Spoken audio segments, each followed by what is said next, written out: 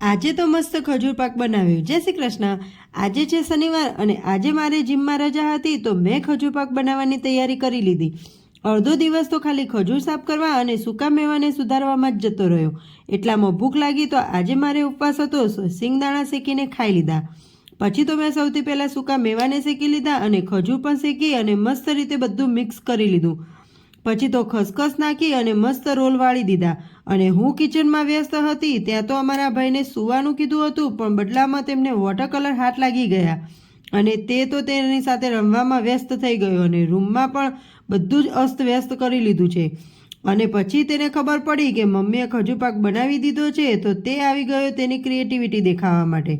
પણ અહીંયા તો તે મારી જોડે બેસી અને જુદા જુદા શેપના ખજૂર પાક બનાવડાવી દીધા।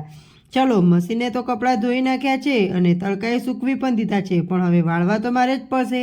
ચલો હવે હું કામ પતાવી લઉં અને તમે મારા વિડીયોને લાઈક કરી દેજો। જય શ્રી કૃષ્ણ।